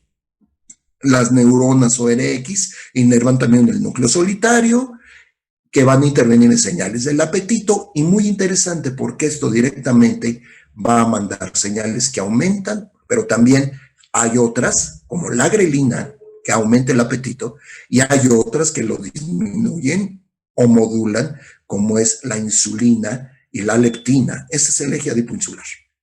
En donde otras señalizaciones muy detalladas, como para aumentar el apetito, para disminuirlas, como es la proteína relacionada con agouti, que aumenta las señales del neuropéptido Y, o un sistema llamado de la propia melanocortina, o el sistema de transcritos relacionados con cocaína y anfetamina, que van a aumentar la saciedad y por ende a disminuir el apetito. Entonces, actualmente se empieza a trabajar muchísimo con esta serie de señales que van a modificar y que todas ellas tienen un gran componente de naturaleza sistémica y que van a intervenir en multitud de señales moleculares que van más allá de decir, ay, se señalizó, se liberó una sustancia que llegó al centro del apetito y que me lo activó. Muy importantes son ahora los llamados neuropéptidos intestinales. Entonces, las neuronas que seleccionan orexinas y el sistema que selecciona hormona melanocórtico-trópica proyectan formas monosinápticas que van a repercutir en la sensación de hambre y en la búsqueda activa del alimento. Estas hormonas, de las cuales no hay barrera hematoencefálica, van a recibir de toda la economía, se van a integrar en este lugar del tamaño de una, más chico que una uña, que llamamos el hipotálamo. De ellos destaca la leptina, porque la leptina activa neuronas del sistema de la proopiomelanocortina, que tienen que ver con consumir alimentos y señalizar sobre el gasto energético, y que no regulan a este nivel de manera integratoria las señales de apetito y de saciedad. Entonces, el modelo actual de análisis del control del apetito corporal ha cambiado, y fíjense cómo ahora se le da un componente importantísimo a la homeostasis metabólica, a la deposición de reservas, a los componentes de reservas, a los niveles, y solamente los controles cerebrales han quedado reducidos a una situación meramente modulatoria, en diferencia de las cuestiones ambientales, los niveles de metabolitos, el gasto energético, y hay que verlo a lo largo del ciclo de la historia individual y cómo va a haber efectos a medio y largo plazo que van a modificar el control del apetito corporal. Entonces, la nueva misión de neurotransmisores y obesidad va más allá al establecimiento de una línea de control como si fuera llave con cerradura. Y de aquí tenemos que todo esto, vuelvo a ponerlo, ha destacado notablemente. Hace 20 años, la explicación de la regulación cerebral del apetito era relativamente sencilla. Había un equilibrio en el centro del apetito, hasta que empezó a estudiarse de manera más detenida la zona, y se empezó a ver que al provocar la destrucción quirúrgica de las zonas hipotalámicas, sobre todo de las ventromediales, había daños que se le llamó el síndrome de afasia y adipsia, en donde se demostró que la intervención de la amígdala en el comportamiento alimenticio por su parte lateral era muy, muy importante. Obviamente esto en animales de experimentación, las famosas ratas OB y OBDB, en donde al destruirlas se da un cuadro de hiperfagia, obesidad, y que evidenciaba el papel de las emociones y la intervención de estructuras corticolímbicas. Al analizar esta situación de naturaleza centralizadora, se observó que había otras estructuras que participaban, y que la destrucción del hipotálamo ventromedial, vean esto qué interesante, aumentaba la liberación de insulina por parte del páncreas, y a la inversa, la estimulación inhibía su secreción.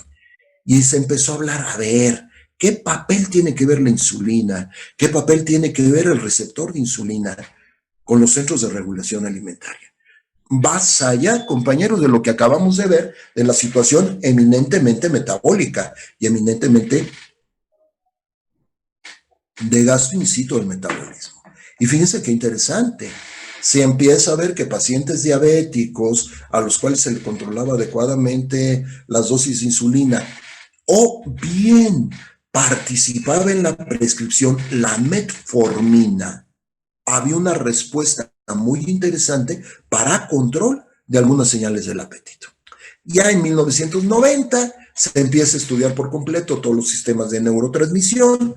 Hay nuevos sistemas de neurotransmisión investigados, muy importante, muy detallados, el dopaminérgico y el serotoninérgico, y a raíz de unos 5 a 7 años, otros dos sistemas de neurotransmisión, el GABAérgico y el mediado por glutamato, ¡pum!, afloran. Y así tenemos que, en un breve análisis, las sinapsis dopaminérgicas y serotoninérgicas habían sido descritas ya desde fines de los 80s y inicio de los 90, donde se empezaron a ver que había familias, dos tipos de familias de los receptores, porque vale la pena decir que aquí no es la secreción, sino es la recepción por parte del receptor, que había tipos diferentes, y esto surge y permite la explicación, sobre todo en relación al sistema dopaminérgico, de que a raíz de que se entendió perfectamente el Parkinson y se entendió perfectamente algunas descargas por el límbico y los lóbulos frontales de naturaleza de convulsiones, comicial, medicamentos como el topiramato tenían efecto hiporéxico. Y bueno, un análisis rápidamente, perdón, el movimiento me lo cambiaron, tanto la dopamina como la adrenalina y la noradrenalina derivan del aminoácido tirosina, sufre una hidroxilación con una enzima que está ahí para producir la figura real de dopa, la hidroxivenilalanina, que nuevamente se decarboxila para dar dopamina, la cual toma tres vías diferentes.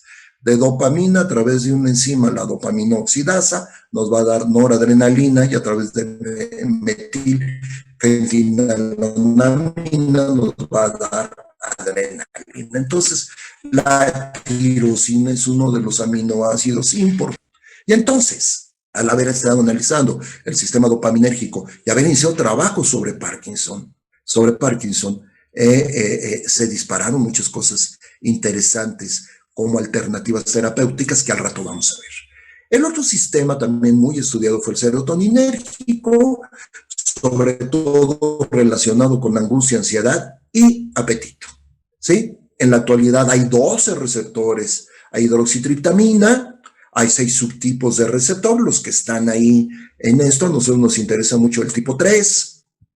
Los tipo 1 y los tipo D están localizados en terminales presinápticas, más relacionados con la depresión y la ansiedad, y los otros están localizados en otros cuerpos de otras sustancias. Todo a lo largo del RAFE, y que se estima que hay alrededor de 165,000 neuronas. Sabemos que la 5-hidroxitriptamina se sinta a partir del triptofano a través de hidroxilasa de triptofano y 5-hidroxitriptofano, y entonces, de manera interesante, el triptofano se hidroxila y se produce 5-hidroxitriptofano.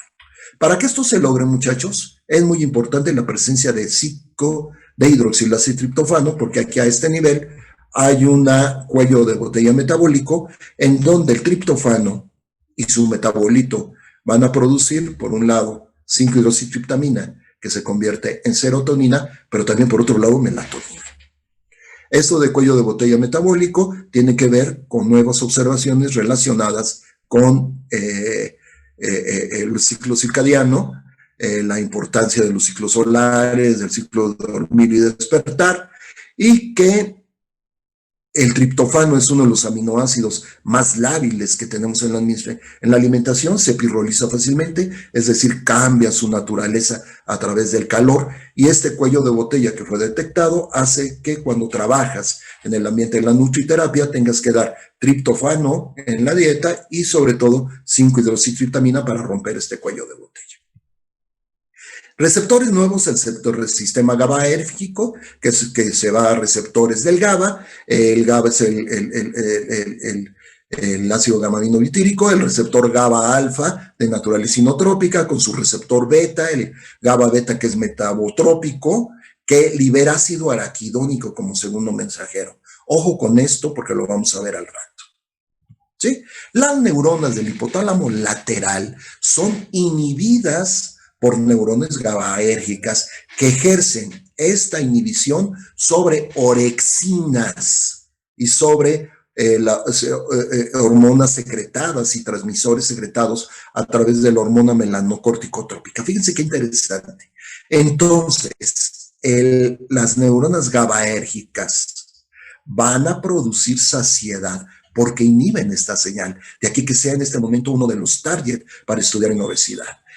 Por otro lado, el sistema endocannabinoide produce inhibición de la secreción y va a producir incremento de orexinas y aumento de la ingesta alimentaria. Los endocannabinoides salieron a relucir cuando hace años se empezó a trabajar con el sistema y con inhibidores a través de un producto que era el Rimonabant y el nombre comercial Acomplia, que ya no está en el mercado.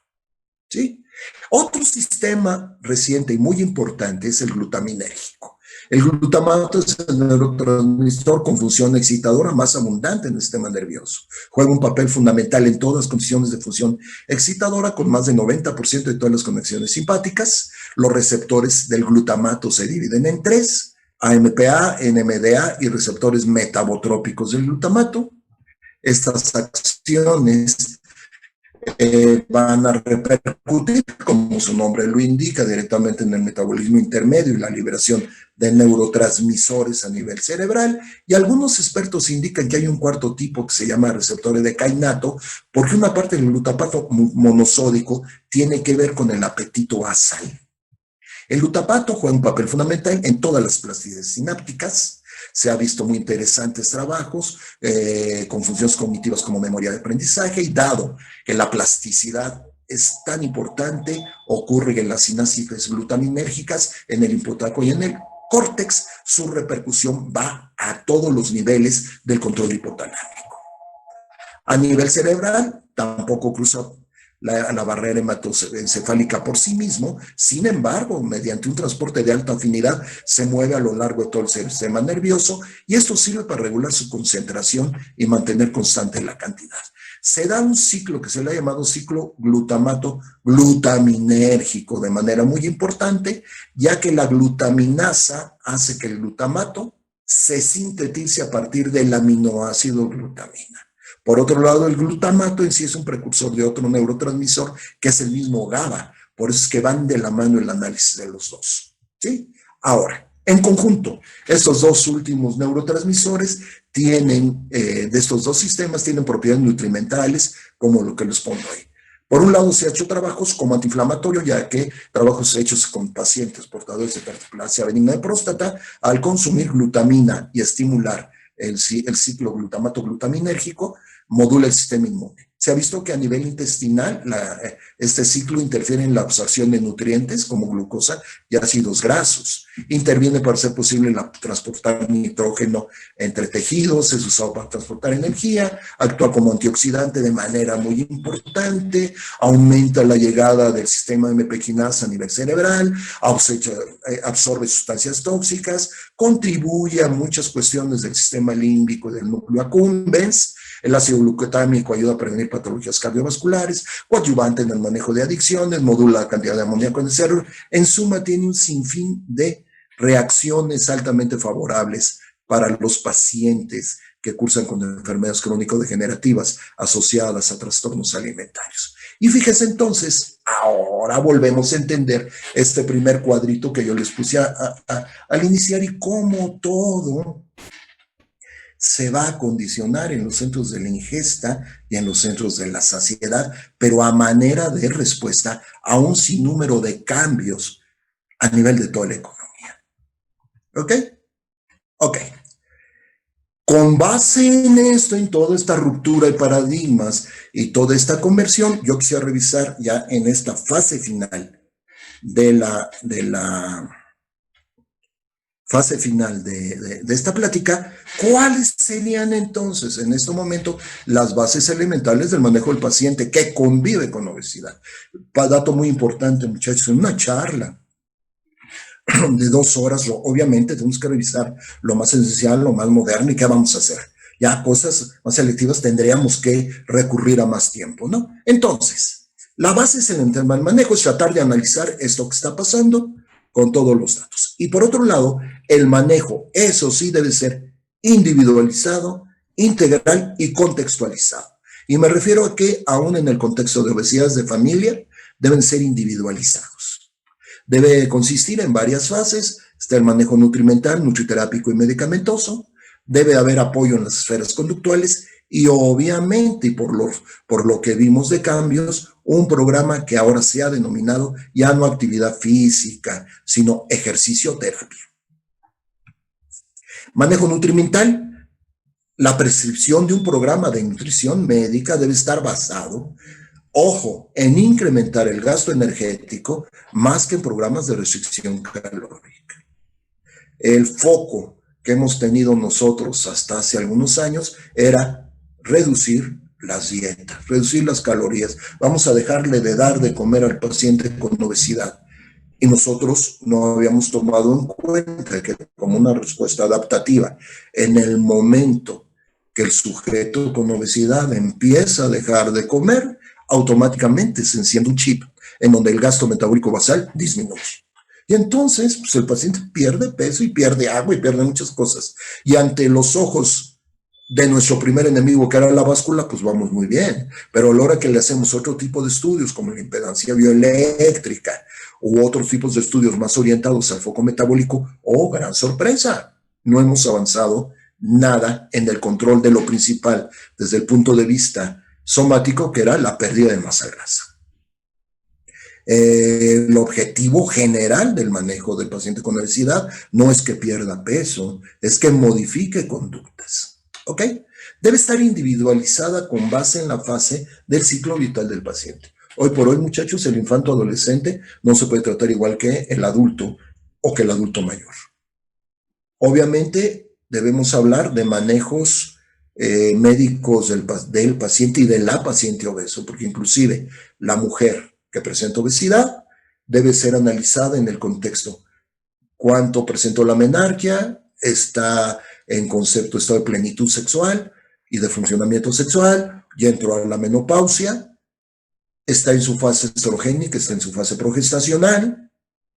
¿Lleva vida sexual activa o no la lleva? Y no tanto porque nos interese la intimidad, sino simplemente por el hecho de llevar vida sexual activa. ¿Está propensa a embarazarse? Va a haber impacto en el manejo de la obesidad y de la masa grasa.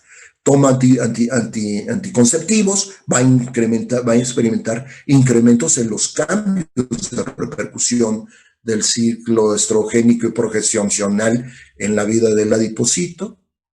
Debe estar reestructurada en la relación a pérdida de masa grasa e incremento de masa magra. Debe cumplir con los grandes postulados de la nutrición humana, ser completa, integral, integradora, adaptable, fácil de llevar a cabo, etcétera, etcétera. Y ojo, debemos estar muy al tanto de lo que existe alrededor y de lo que el paciente pretende entender.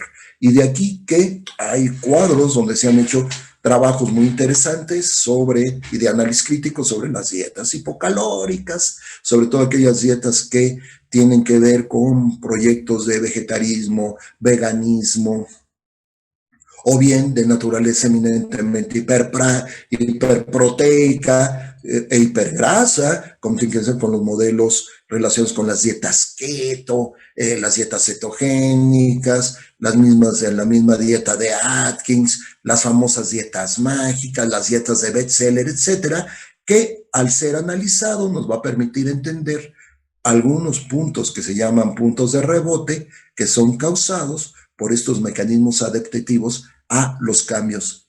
Y debemos tener y hacerle ver al paciente que haya perfecta precaución con los influencers. Todos estos youtubers, influencers que la verdad, en lugar de favorecer educación médica, educación y orientación para la salud, cambian por completo el concepto. Y déjenme decirles, la gran adelanto en todo esto del online y las búsquedas por Google, todo esto, han perjudicado con mucho los trabajos serios que tenemos que hacer en este tipo de pacientes. La parte nutriterápica no es otra cosa, se diferencia de la aplicación de una dieta en la prescripción de elementos que van a reforzar una porción o un porcentaje de la nutrición de ese paciente, y está basado en la prescripción de nutracéuticos. ¿Qué es un nutracéutico? Es un elemento de naturaleza mineral o de naturaleza orgánica que va a tener efecto como un fármaco, y su producción debe de llevar las características de un fármaco. Es decir, así como el fármaco tiene farmacodinámica y farmacocinética, el nutracéutico tiene nutridinamia y nutracéptica. Generalmente, repito, son minerales o son derivados de los llamados alimentos funcionales o son suplementos alimenticios. Y por otro lado, también hay un compuesto muy interesante que se le sigue denominando nutriterápico a partir del estudio y análisis de ciertos activos provenientes de plantas o de vegetales, pero que, a diferencia de la medicina herbolaria, están perfectamente sustentados en dosificación de los activos. Ergo, el té verde, que tiene efecto termogénico, no es igual a que se tome un sobrecito de té verde a que consuma 350 miligramos de Ilex paraguayensis, que es el activo, ¿no?, de este compuesto. El manejo con medicamentos es muy controvertido, muy controvertido. Hay países del mundo y investigadores que definitivamente lo han quitado del esquema. De hecho, México en Latinoamérica, junto con Bolivia y Chile, son los únicos todavía que manejan de manera autorizada productos que tienden a la hiporexia. El resto de América Latina ya está proscrito su uso. Estados Unidos hay muchos proscritos medicamentos, pero bueno, acuérdense que la industria farmacéutica está buscando obviamente targets y la obesidad es un target en este momento interesantísimos, ¿no? Prácticamente en Europa el medicamento hiporéxico ya no se usa. El manejo de medicamento a partir de hiporéxicos, es decir, medicamentos que vayan directamente a los centros de la saciedad y el apetito para disminuir la señal, se subdividen en simpático-miméticos, aquellos que trabajan con el sistema adrenérgico y noradrenérgico, serotoninérgicos, los que trabajan a nivel del sistema serotoninérgico, los mixtos, los GABAérgicos y los anticomiciales. Ejemplo de los simpático-miméticos tenemos muchos: clorhidrato de fentermina, clorhidrato de fenproponex, clobenzorex, serotoninérgicos, bueno, ya prácticamente ya no hay como tal, pues, sin embargo, la fluoxetina se sigue utilizando como un aspecto serotoninérgico, la locarcerina también. Mixtos, pues son los trabajos que se hacen combinando los sistemas, generalmente son anticomiciales o antidepresivos, como la asociación de topiramato con fentermina o de ibupropión con otros elementos, ¿no?, de naturaleza anticomicial, en fin, que tratan de yugular la señal de ingesta alimentaria, pero que en estudios muy serios se ha visto que si no cursan con cambios de ejercicioterapia y otros cambios, no tienen el efecto tan deseable. Por otro lado están los llamados adaptogénicos metabólicos, que tienen que ver más bien con el metabolismo intermedio, en donde destacan definitivamente la metformina, uno de los fármacos sensacionales. De hecho, en algún congreso le han llamado la niña bonita del metabolismo, ¿no?, la princesita, porque es buena, bonita y barata. Está la liraglutida, un producto muy efectivo, sobre todo para evitar que la obesidad progrese a diabesidad, en manejos adecuados de otros productos que por sus efectos pleiotrópicos tienen que ver con la obesidad, como son los inhibidores, los bloqueadores de los receptores de angiotensina. En fin, una serie de trabajos que hay que seguir la ruta de estos últimos, de los adaptogénicos metabólicos. El apoyo en la esfera conductual es muy, muy importante. ¿Por qué? Porque obviamente dice la norma oficial mexicana que tenemos que tener a la mano un psicólogo, un psiquiatra, un psicoterapeuta. Sin embargo, el mejor psicoterapeuta se llama el médico de familia, el médico general, el médico de primer contacto, todo aquel paciente, toda aquella figura profesional que esté en contacto directo con el paciente. ¿Para qué? Para explicar dudas, para precisamente apoyo de la esfera conductual y sobre todo para hacer educación en salud. Fíjense que la obesidad desde esta esfera tiene que ser analizada en dos grandes foros, ¿no? Uno de los foros se llama el reconocer, que es el padecer versus el padecimiento. Es decir, el paciente va a experimentar una vivencia alrededor del saberse obeso y sentirse obeso que va más allá del padecimiento. Y déjenme comentarles que estudios muy serios realizados y reproducidos a la par en México y Brasil, y recientemente en Colombia, se demostró que el 70% de los pacientes portadores de obesidad per se no quieren bajar de peso. Llegan a tratar de bajar de peso motivado por la imagen, motivado por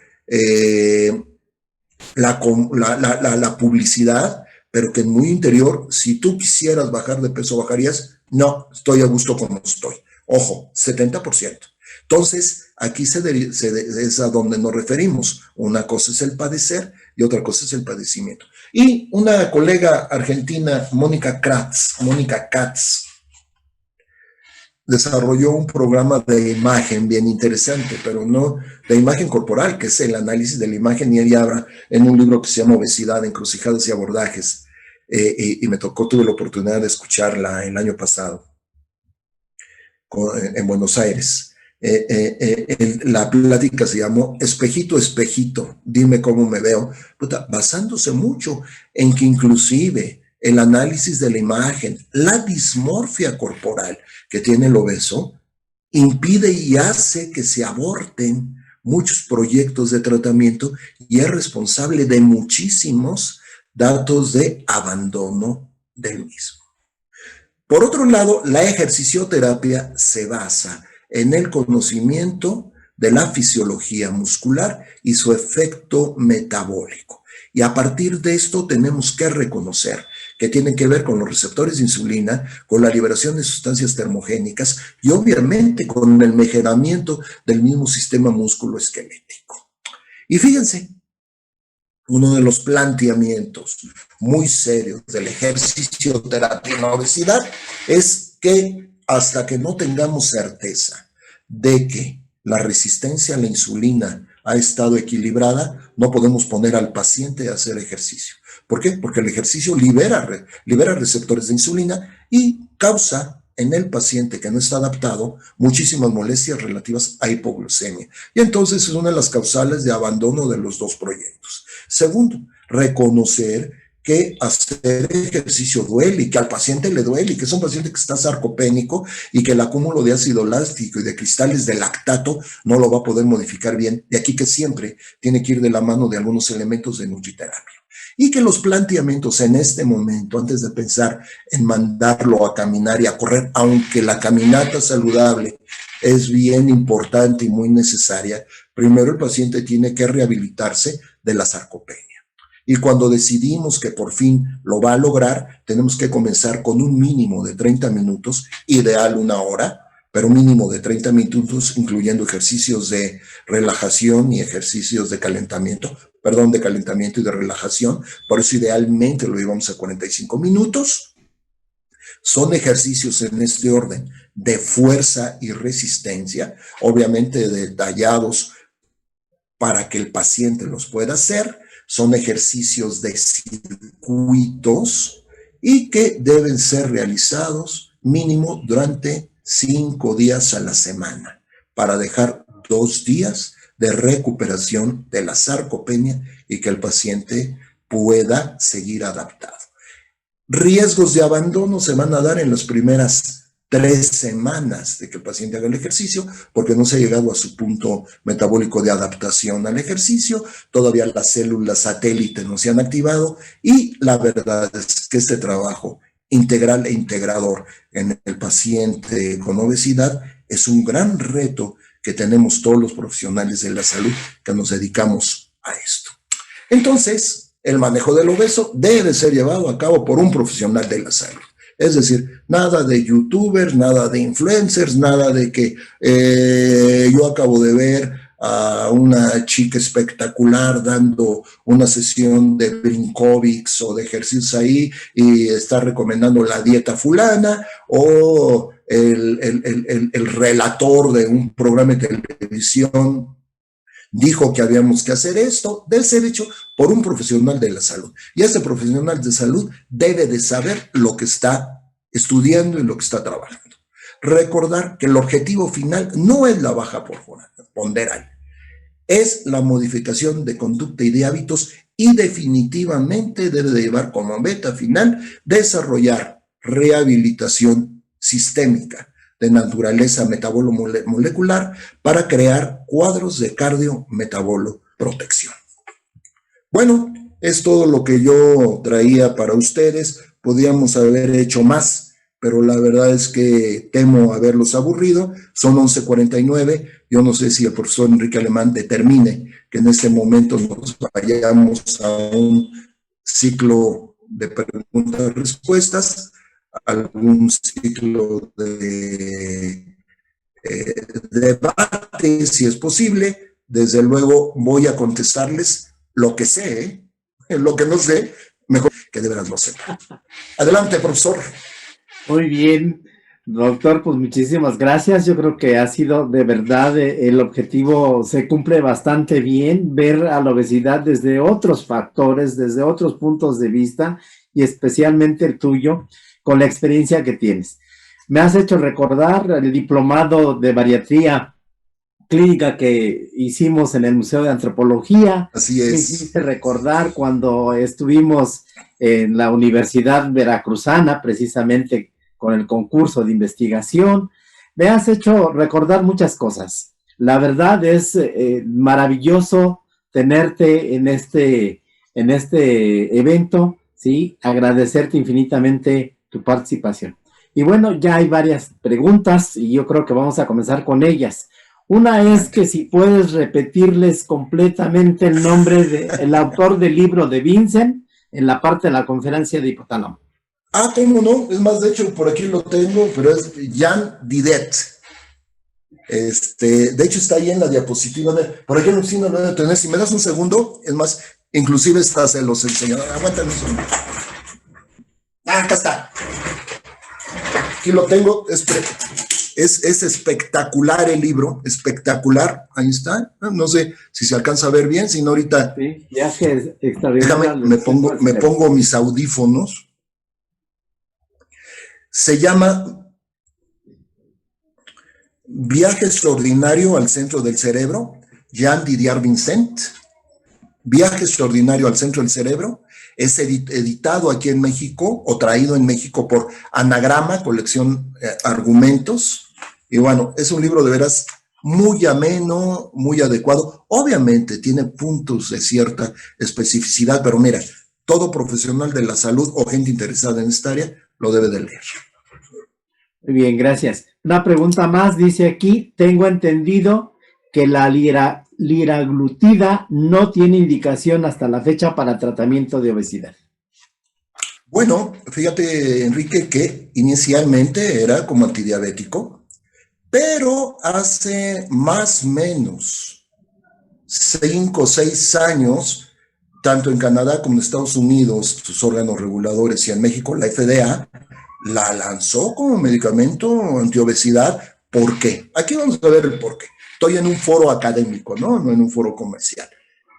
La liraglutida como antidiabético es muy efectivo, pero muy caro. Muy, muy caro. Y además no puede competir con la insulina y con la combinación de insulina, porque desafortunadamente la diabetes, como la obesidad, pertenece a este cortejo que se llama patología de la pobreza. Entonces la industria lo buscó otro target y resultó ser la obesidad. Y déjenme decirles que la única acción que tiene liraglutida concreta, me decía una alumna del curso de bariatría clínica que realmente era una moneda en el aire, ¿no? Porque había pacientes que les hacían muy bien y otros que de plano no se modificaba, es evitar la progresión de la obesidad a diabesidad y de diabesidad a diabetes tipo 2. Pero bueno, en ese momento, si uno se mete a la página de Cofepris y busca liraglutida, te va a decir que está autorizada para manejo. Por eso es que yo lo dejé como otro de los tantos. Hoy por hoy, desde el punto de vista metabólico, yo tengo a mi paciente, y fíjate, Enrique, que tú sabes que yo la parte clínica que yo hago, no la hago en la gran megalópolis, ¿no? Yo voy a un pueblito humilde del estado de Veracruz, que está a 7 kilómetros del puerto de Veracruz, en donde hago lo que yo le llamo metabolopatía rural, ¿no? Metabología rural, en donde veo pacientes de naturaleza rural, en donde trabajo con ellos. Y a estos pacientes obesos, hago metaboloprotección y cardioprotección con el príncipe y la princesa del metabolismo, la asociación de 850 miligramos de metformina más 50 miligramos de losartán. Entonces, esos datos que aún son efectos pleiotrópicos y que muchas líneas de investigación no las han llevado a cabo, me permiten una opción diferente a la liraglutida, al topiramato con fentermina, todo esto que quizás cuando nosotros lo escuchamos o llega la publicidad nos metan ruido, ¿no? Pues sí, sí, así es. Una pregunta que aquí es así como me llama mucho la atención, dice, ¿cómo saber que tengo obesidad y cómo tratarla? Bueno, los diagnósticos, o sea, acuérdense que el problema es, a ver, Porque hacer diagnóstico de obesidad es por ojímetro, ¿no? O sea, pasa el paciente y uno ya lo ve redondito, incremento de masa corporal. El problema, ¿sabes cuál es? Cuando nos enfrentamos a los fenotipos de peso sano con fenotipo de delgado, de metabólico obeso, el delgado metabólicamente obeso. Ok, tenemos parámetros como los que dijimos del índice de masa corporal, hay otras cosas muy orientadoras como es la medida de la circunferencia abdominal, que esto no lo toqué porque quise ir metiéndome en las cosas que no se encuentran tan fácilmente en los libros, y entonces un índice de masa corporal por arriba de los 30 kilogramos sobre metro cuadrado de superficie corporal, o bien una cintura abdominal, que esta es más precisa, por arriba de 102 centímetros, nos está hablando de obesidad y dismetabolismo. Fíjate, Enrique, que como producto del trabajo llevamos cerca de 10 años la búsqueda de la cintura abdominal del mexicano y tomamos como punto de corte los 102 centímetros que se determina a nivel latinoamericano, en donde se relaciona obesidad con cambios directamente en la cifra de triglicéridos. Pues resulta que nosotros encontramos a lo largo de estos 10 años que el punto de corte para el diagnóstico de obesidad dismetabólica altamente relacionado son 101 centímetros, es decir, en México, por algunas condiciones de etnicidad, que esto es bien importante, etnicidad, y pues la verdad no es que sean malos hábitos, sino que ya tenemos adaptación metabólica a consumir toda la rica y deliciosa comida mexicana, ¿sí? Pero abusamos de las combinaciones, que esto es muy importante, es el dato preciso. Entonces, el diagnóstico de obesidad lo hacemos a través del índice de masa corporal, la cintura, la circunferencia abdominal, el índice abdomino-glúteo, y yo recomendaría a todos aquellos que quieren trabajar con pacientes con obesidad que se hicieran, aparte de la báscula, que hay que tenerla porque eso lo pide COFEPRIS para todo. Hay unas mediciones, un sistema que cuando tú hiciste bariatría clínica era muy sofisticado, pero ahora que está al alcance de todo el mundo, que se llama impedancia bioeléctrica, en donde a través de un flujo te mide toda la economía y te dice, tienes tanto porcentaje de masa grasa, tanto de masa muscular, y con esos dos datos tenemos más que el elemento de diagnóstico, que digo que es por ojímetro, tenemos los elementos para el seguimiento. Ahora, ¿cómo la trato? Pues lo tratamos, como acabamos de decir, y déjenme decirles, no es fácil. O sea, la verdad, es muy fácil tratar a un paciente con obesidad en los primeros 4 semanas y va bajando de peso porque nuestro objetivo y nuestra variable de seguimiento era la báscula. Pero el paciente que está sometido a primeras semanas de dietoterapia, de manejo de medicamentos, hoy por hoy va a ser un triunfo enorme, ¿eh? Nos sentimos muy, ay, qué bueno soy, ya le hice perder tantos kilos. El problema es cuando llegamos a las 8 semanas de tratamiento, en donde el paciente llega a algo que se llama punto de ajuste metabólico, y que además ya no pierdo peso de masa grasa, ojo, ya es más fácil que si yo me equilibro con todo esto que platicamos, trabajo termogénico, músculo, mitigo la pérdida de agua, la salida de magnesio, etcétera, etcétera, me voy a ir sobre glucógeno hepático y muscular. Muy bien. Preguntan si puede manejarse metformina en niños de 11 años. Pregunta sumamente interesante, muy controversial. Hay una tendencia en este momento de dar a los niños metformina y darla con dosis de 500 miligramos. O sea, mira, si tenemos oportunidad después, me gustaría, ya sea que tú me invites o al revés, yo a través de ustedes, invitarlos a un coloquio que quiero hacer para hablar de manejo del infanto adolescente.